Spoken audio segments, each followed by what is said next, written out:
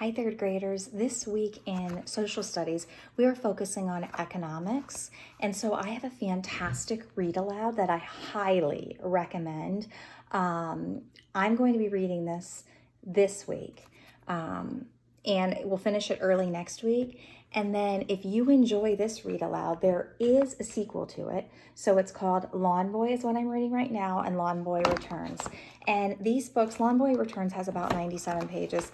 LawnBoy has 88 pages. So it's a shorter read for a chapter book. However, you might be a little fearful because the titles of the chapters are like big words and confusing, but don't worry, not all of that. The story is like that. This is an actually great book. It's by Gary Paulson, who's a wonderful author. So I'm going to start reading right now. We're going to start with the foreword, which is at the beginning of the book. Do you see that? I don't have a clue how all this will end. There are people now who say I'm some kind of wonder boy, or that I have some secret, and that I had this big hairy plan. Nope. One minute I was 12 years old and wondering where I could get enough money for an inner tube for my old used 10-speed. So a 10-speed's a bike. The inner tube is the tube that goes, so you have bike tires, and when you feel it, you can feel like the outside of it, but the inner tube part is what you would actually pump up. I didn't have any money, and my parents didn't have much either. My mom is a teacher in an experimental school, and my dad's an inventor. Sometimes it takes a long time to work out a new idea. This was one of those times. So we were a little bit broke. Mom and I have learned not to ask too many questions about what he's doing, because if we do, he wants to use us as guinea pigs, and we learned our lesson during what we now refer to as voice-activated door incident.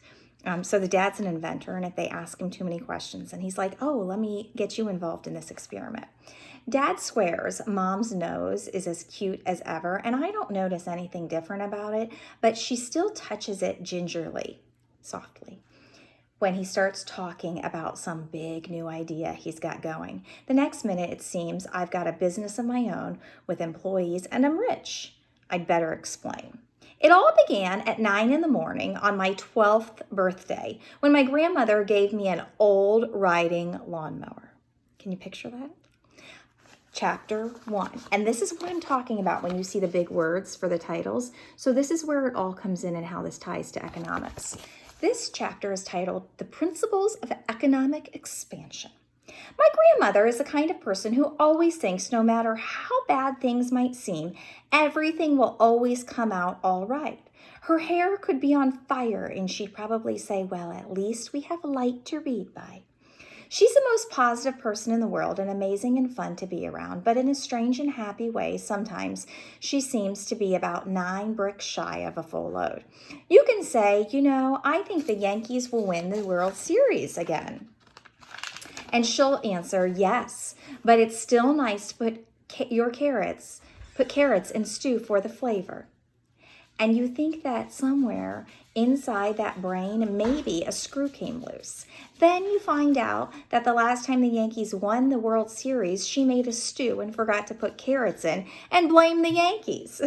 She'd never liked them anyway when the stew tasted funny. She still doesn't like the Yankees.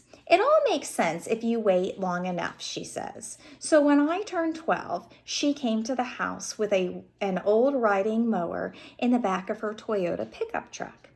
Happy birthday, she said. It used to belong to your grandfather. He was always working on it.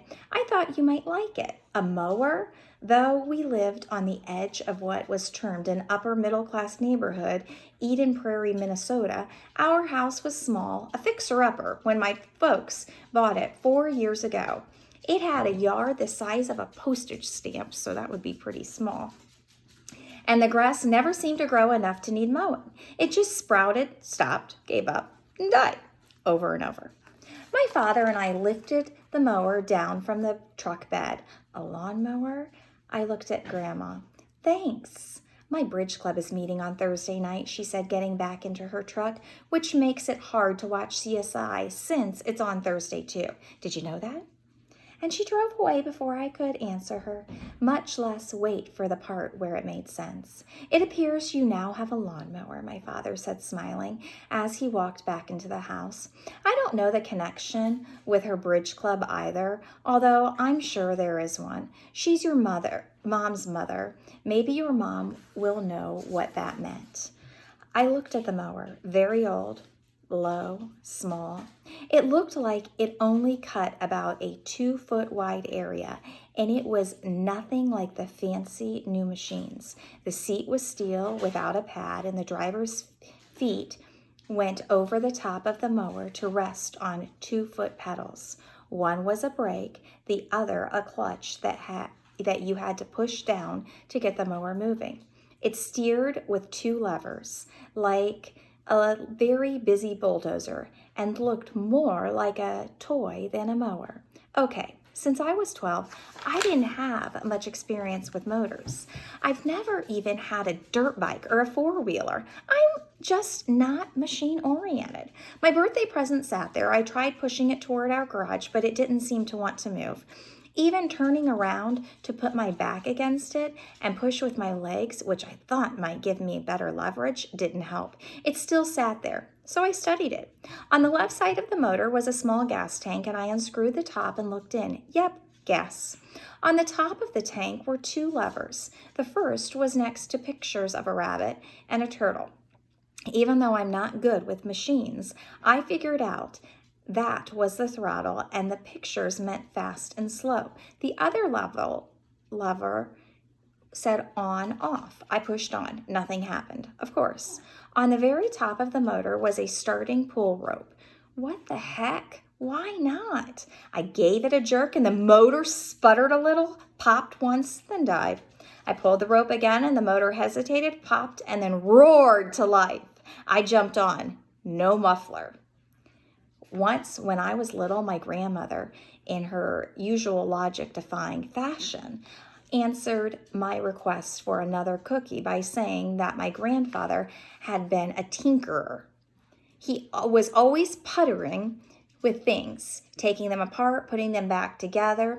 When he was around, nothing ever broke. So we can infer that the grandfather is pretty smart. So he would tinker with things. So if things were broken, he'd mess with it, study it, and figure out a solution for how to fix it.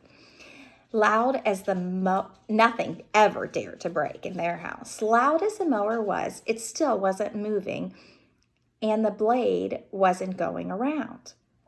I stood looking down at it. This strange thing happened. It spoke to me. Well, not really. I'm not one of those woohoo people or a whack job. At least I don't think I was. Maybe I am now. Anyway, there was some message that came from the mower through the air and into my brain. A kind of warm or maybe a settling feeling. Like I was supposed to be there. And so was the mower. The 2 of us. Like it was a friend. So, all right. I know how that sounds too. We'll sit under a tree and talk to each other, read poems about mowing, totally whack. But the feeling was there. Next, I found myself sitting on the mower, my feet on the pedals. I moved the throttle to the rabbit position.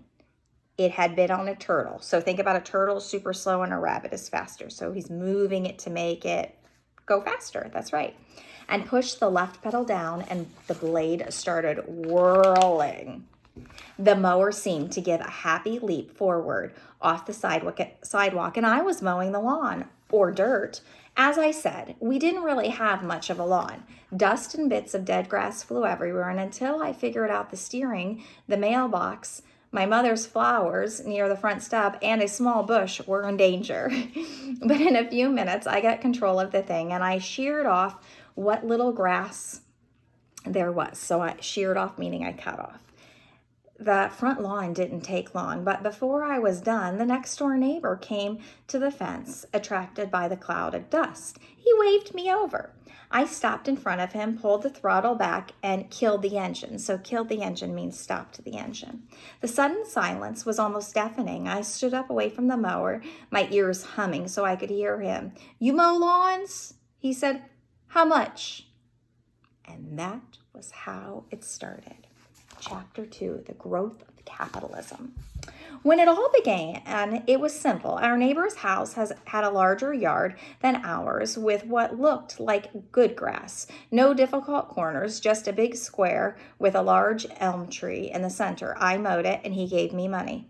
$20. Figuring that I used almost all the gas in the tank, about a gallon of gas, which cost me $3.